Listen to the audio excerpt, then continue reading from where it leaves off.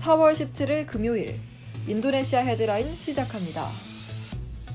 첫 번째 소식입니다. 인도네시아 코로나19 확진자가 5,136명으로 늘어났으며 이 중 사망 469명, 완치 446명으로 집계돼 9.1%의 치사율을 보이고 있습니다. 인도네시아 정부는 지금까지 3만 6천 개의 표본을 검사했고 검사 속도를 계속 높이고 있다고 밝혔습니다. 하지만 코로나19의 여파가 경제 부분에 크게 타격을 줄 것으로 예상되고 있습니다. 인도네시아 정부는 지금까지 280만 명이 일자리를 잃었고 앞으로 최대 520만 명이 일자리를 잃을 수 있다고 밝혔습니다. 다음 소식입니다. 코로나19 확산을 막기 위해 자카르타에서부터 시작한 대규모 사회적 제약이 수도권인 자보데타백 전체로 확대됐습니다. 이번 수도권 지역의 대규모 사회적 제약 조치에 따라 이후 다른 지방정부도 이를 이어서 시행할 것으로 예상되며 실행력 담보를 위해 군경의 단속도 점차 강화될 것으로 예상됩니다. 특히 지난 15일 찌까랑 공단 지역에 단속 소식이 있었으며 규정을 위반할 경우 폐쇄 조치나 사업 허가 취소 등 강력한 조치가 취해질 수 있으므로 우리 기업들의 주의가 필요합니다.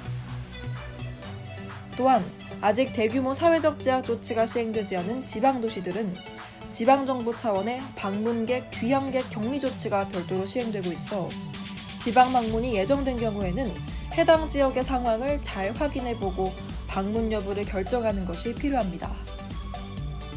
대사관에서는 대규모 사회적 제약 내용을 준수하고 지방 방문 시 의도치 않게 신속 진단 검사나 시설 격리 대상이 될 수 있으므로 급한 경우가 아니면 방문을 자제할 것을 권장했습니다. 다음 소식입니다. 지난 10일 코로나19 신속 검사에서 양성 반응이 나와 지정병원에 격리됐던 우리 교민이 2차 검사에서 음성으로 판정됐습니다.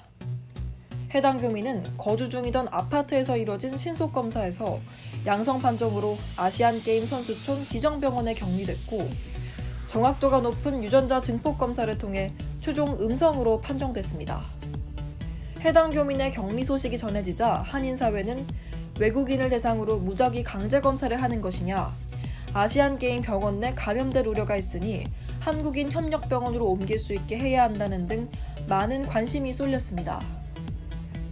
대사관과 한인회가 이날 관할 보건소를 방문해 확인한 결과 아파트에서 받은 검사는 강제성이 없는 것으로 나타났습니다. 이에 대사관에서는 증상이 있을 경우 한인협력병원을 이용해 검사를 받을 것을 권장했습니다. 다음 소식입니다.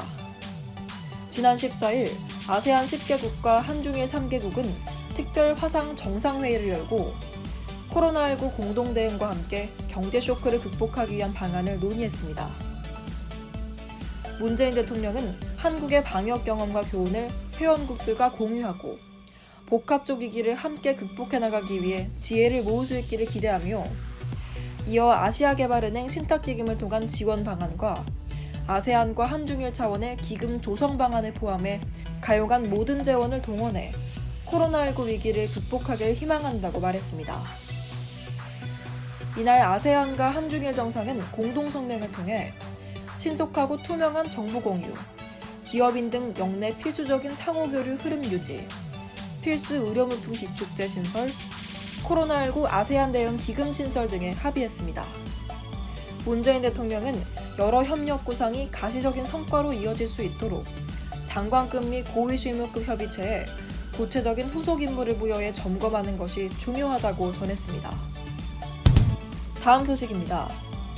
한국무역협회는 산업부와 공동으로 우리 기업들의 항공화물 어려움을 해소하기 위해 인천 자카르타 특별화물기를 운행하기로 결정했습니다.